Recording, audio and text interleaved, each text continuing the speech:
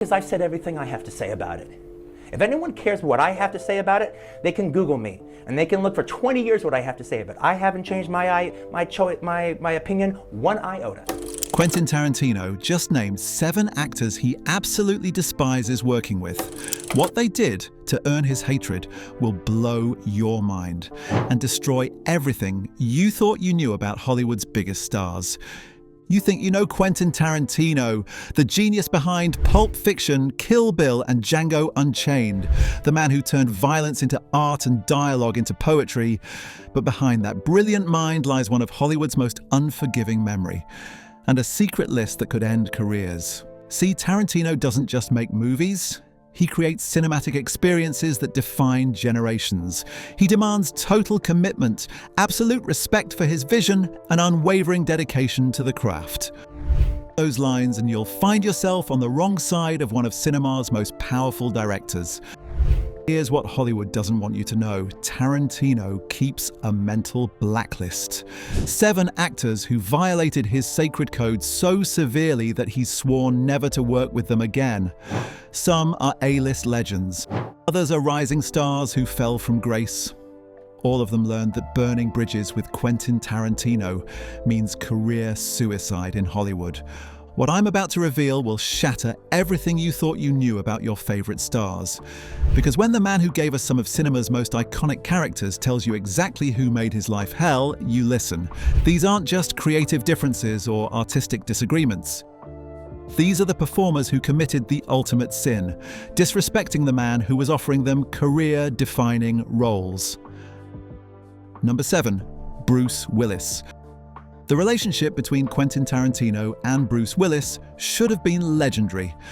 Willis starred in Pulp Fiction, one of the most iconic films of the 1990s, playing Butch Coolidge, the boxer who refuses to throw a fight. Instead, it became one of Hollywood's most toxic collaborations, and the beginning of Tarantino's blacklist. Here's what really happened behind the scenes of Pulp Fiction that Hollywood tried to bury.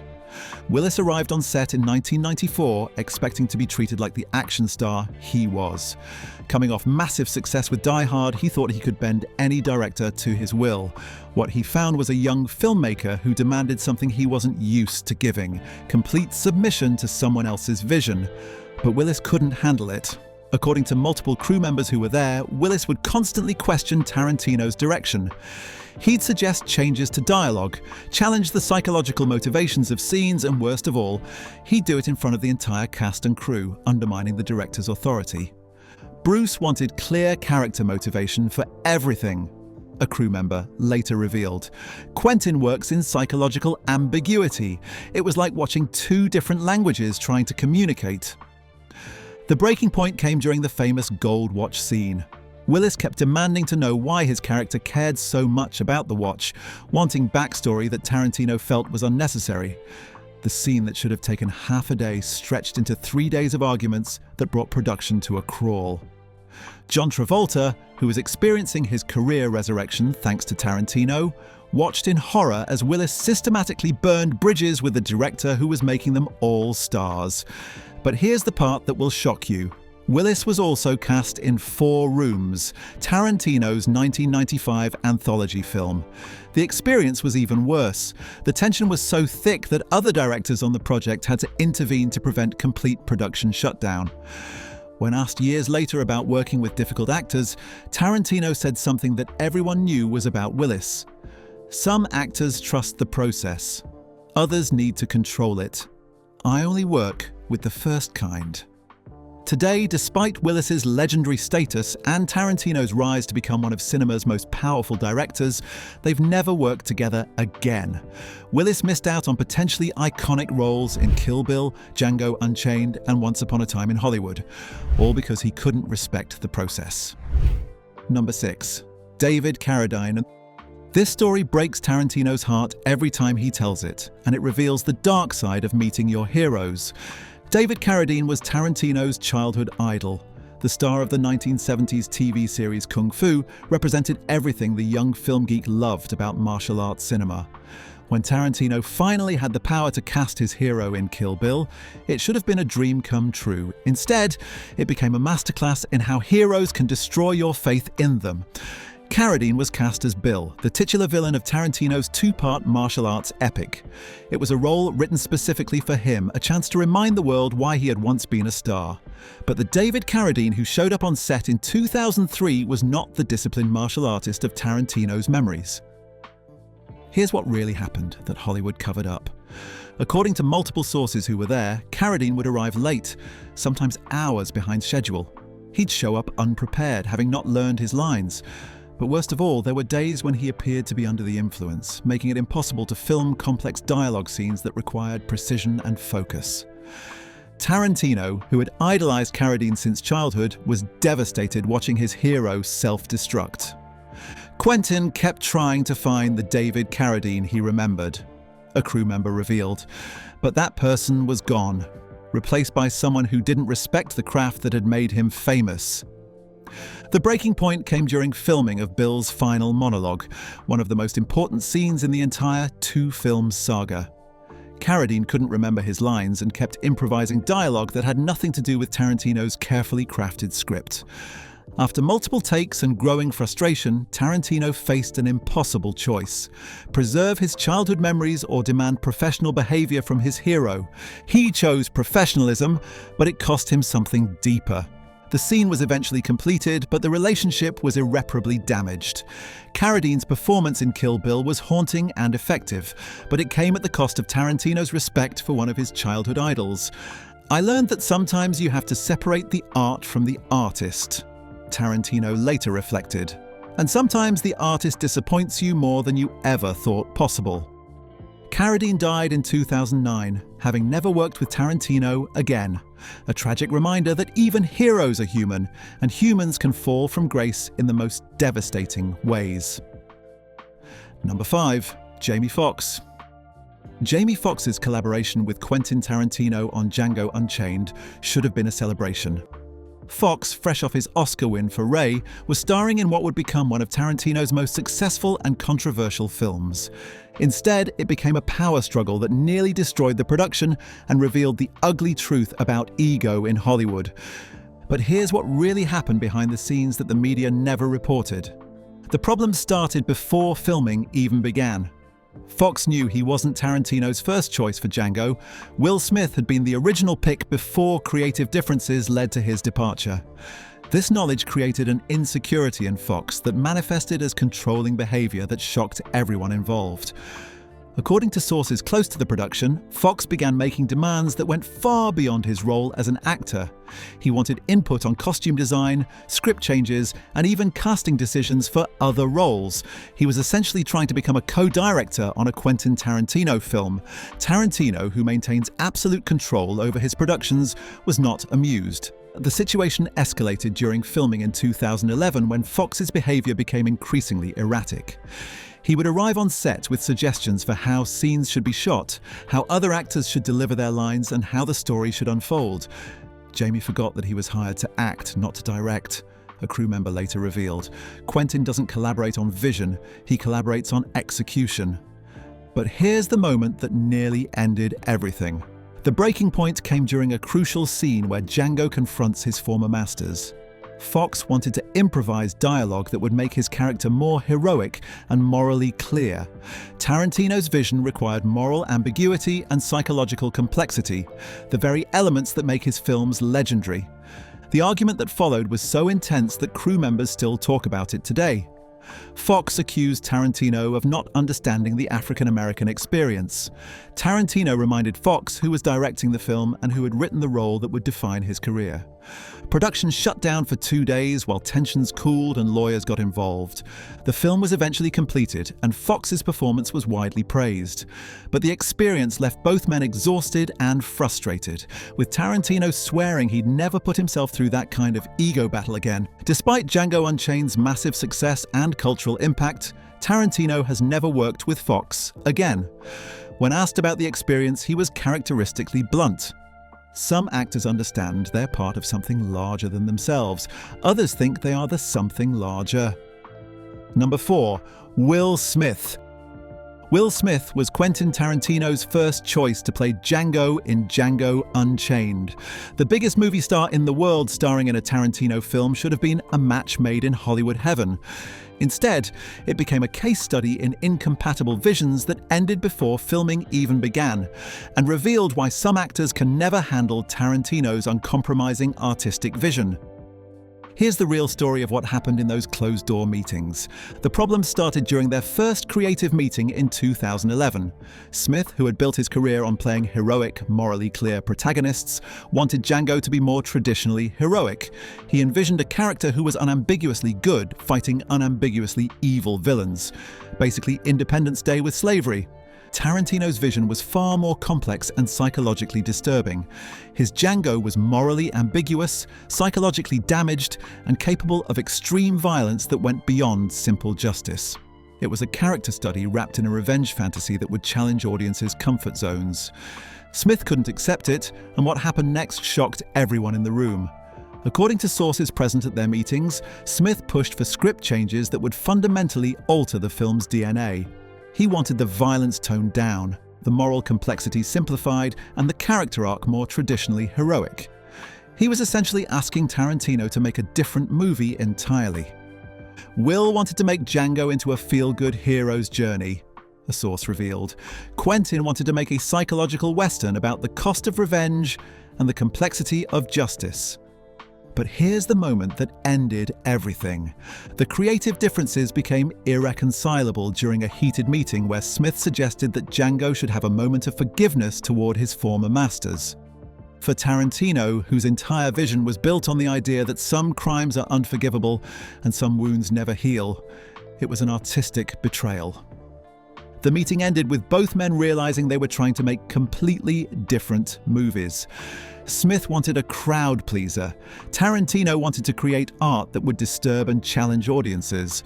Smith officially left the project citing scheduling conflicts. But industry insiders knew the truth. He had walked away from a Quentin Tarantino film because he couldn't handle the director's uncompromising vision of American history and human nature.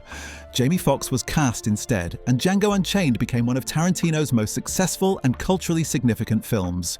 But the experience left Tarantino with a clear understanding of why some actors, no matter how talented or successful, are incompatible with his process. Will is a movie star, Tarantino later reflected.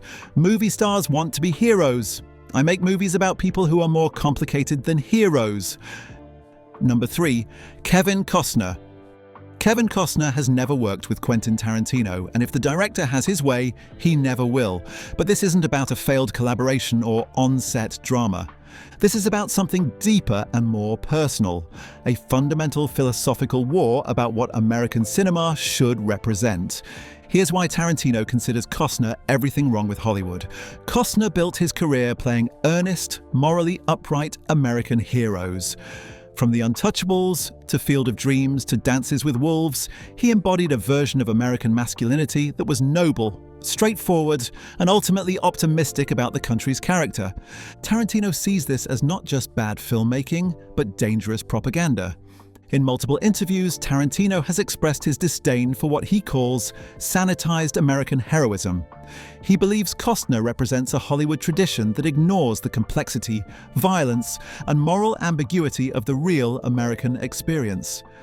Kevin embodies everything I consider wrong with prestige filmmaking, Tarantino said in a 2019 interview that sent shockwaves through Hollywood. He mistakes earnestness for depth and confuses moral simplicity with dramatic sophistication. But here's where it gets personal. The animosity became public during the 1990s when both men were at the height of their powers. Costner had just won the Oscar for directing Dances with Wolves, while Tarantino was revolutionizing cinema with Pulp Fiction. At industry events, their encounters were notoriously frosty. Costner represented old Hollywood values of moral clarity and heroic protagonists. Tarantino championed moral ambiguity and anti-hero protagonists who reflected the true complexity of human nature. The philosophical divide became a personal feud when Costner publicly criticized Pulp Fiction's violence in a 1995 interview, calling it gratuitous and irresponsible. He essentially accused Tarantino of corrupting American cinema with unnecessary brutality. Tarantino's response was swift and brutal. Some people make movies about how they wish the world was. I make movies about how the world actually is. Kevin makes fairy tales for adults who can't handle reality. The feud has continued for decades, with both men taking subtle shots at each other in interviews. Costner has never been offered a role in a Tarantino film, and according to industry sources, he never will be. Quentin sees Kevin as the embodiment of Hollywood's tendency to lie to audiences about America. A longtime Tarantino collaborator revealed he'd rather work with complete unknowns than compromise his vision with that kind of false heroism. Number 2. George Clooney. George Clooney and Quentin Tarantino's collaboration on From Dusk Till Dawn should have been the beginning of a beautiful friendship. Instead, it became a masterclass in incompatible approaches to filmmaking that revealed why some actors can never handle Tarantino's moral universe. Here's what really happened on that set in 1996. The vampire film was written by Tarantino and directed by Robert Rodriguez, with Clooney starring as one of 2 criminal brothers on the run. It should have been a perfect match, Clooney's natural charm and Tarantino's razor-sharp dialogue creating movie magic. But Clooney couldn't handle Tarantino's vision of unrepentant criminals, and his attempts to change it nearly destroyed the production. According to sources on the set, Clooney constantly pushed for his character to be more sympathetic. He wanted moments of redemption, flashes of conscience, and ultimately a moral arc that would make audiences root for him despite his criminal actions. Tarantino's script offered none of that. His characters were nihilistic criminals who deserved no sympathy and sought no redemption. They were bad people doing bad things, and the audience was supposed to be entertained by their badness, not inspired by their goodness. George wanted to be likable, a crew member revealed. Quentin wanted him to be watchable. There's a difference, and George never understood it. But here's the moment that ended their potential partnership forever. The creative tension came to a head during filming of the bar scenes where the characters interact before the vampire chaos begins.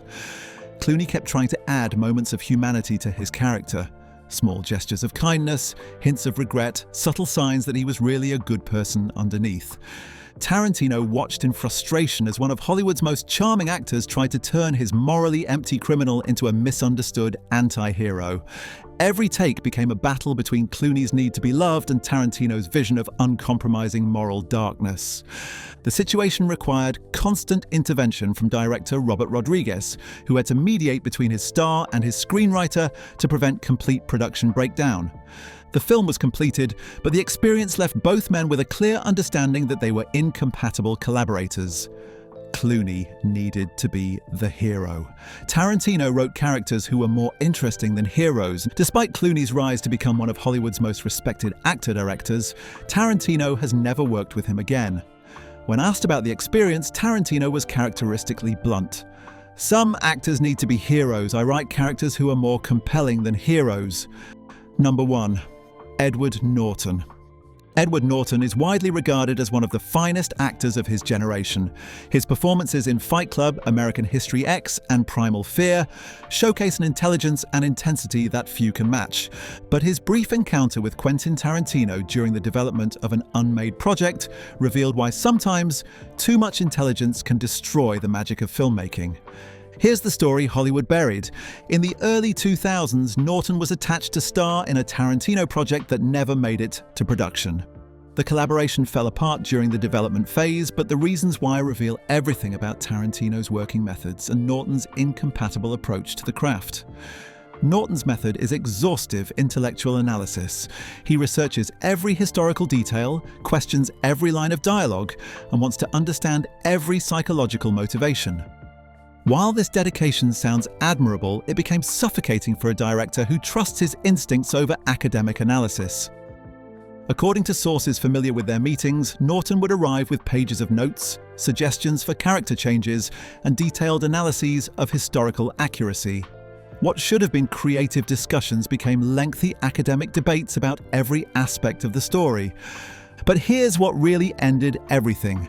Tarantino, who writes instinctively and trusts his ear for dialogue over intellectual analysis, found Norton's approach antithetical to his entire creative process.